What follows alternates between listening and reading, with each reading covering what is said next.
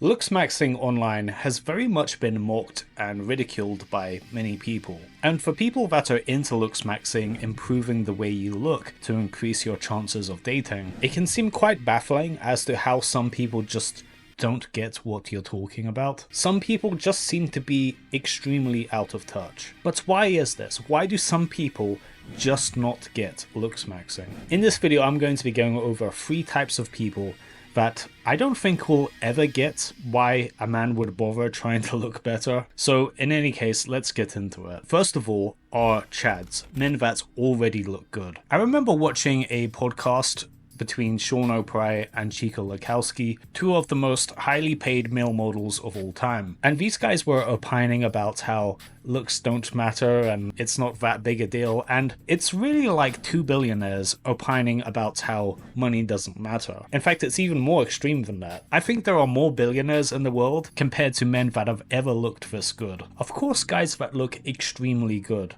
aren't going to think looks matter. It's like a fish not knowing what water is because he spent his whole life in water. A guy like Sean O'Prey can go to any country in the world at any time and have legions of women simping for him. And considering looks are mostly genetic, of course, if you're into looksmaxxing, you know that the variables can be changed and you can improve the way you look and jump up a few points. But a lot of looks are genetic. That's just the bottom line. So guys that are kind of blessed with this, they don't really get it. Like, they don't really get why someone would have the hunger to look better. One other type of person that simply won't get looksmaxxing are older people. People that were courting and going in the dating process before dating apps were a thing. This is boomers, but it's not just boomers. There are other generations that hooked up, got married and had kids before dating apps became a thing. You know, this was a time when you could go into like a club or a bar or whatever, and that was how people met. That was how people actually dated, and through work colleagues and so on, and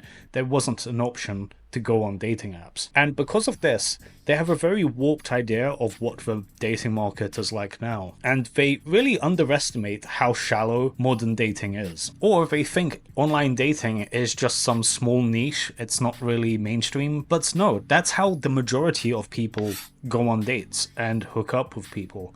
It's through dating apps. Online dating is modern dating. But because they grew up in a time where this wasn't a thing, the dating market was a bit more healthier, was definitely less shallow than it is now, they don't really get the imperative for men to want to look better. The thing with online dating apps is that it's like a split-second judgment on whether that person is attractive. The average person that is swiping left and right on a place like Tinder, they are just making a split-second judgment if they find this person attractive. And I know that you can write bios, like you can write a description of yourself and showcase a bit of your personality. But here's the kicker.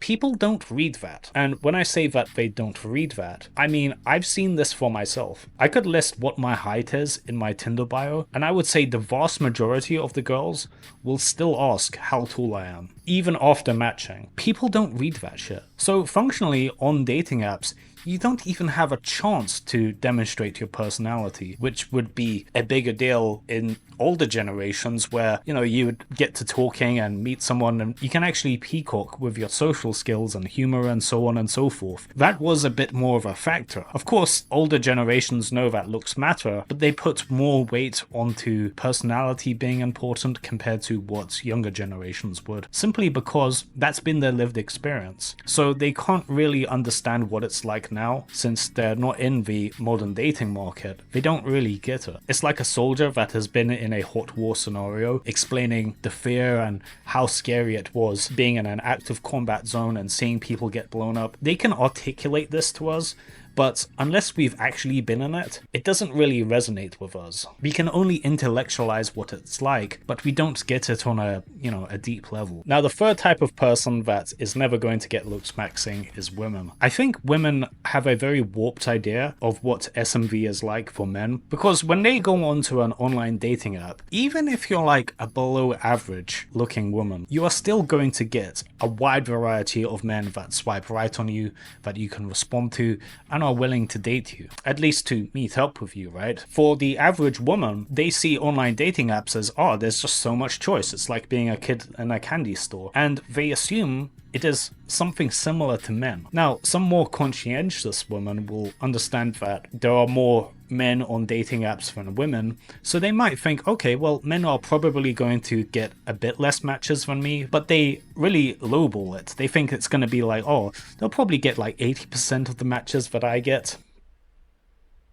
No, the amount of matches that an average woman will have versus an average man is just an order of magnitude different. And because they haven't experienced this, they haven't put themselves in the shoes of the average guy, they are never really going to get it. And I think this would be like a very valuable exercise for both men and women to understand each other, which is to make a dating app profile where you are your looks match but the opposite gender, and just see how things are different. I think if men and women did this, they would have a lot more empathy and understanding for where the other side is coming from. These women aren't gonna really put much weight into the idea of looking better as a guy, because they don't understand that the average looking guy on a dating app is functionally invisible. He's going to get a tiny amount of matches, certainly isn't going to have the amount of choice that the average woman is going to have, so they aren't going to get it. To them, it's not a clear correlation between looks and how many choices you get in dating. Now, speaking about looking better as a guy, why do some men seem to age a lot better than others? I made a video on this that you can check out by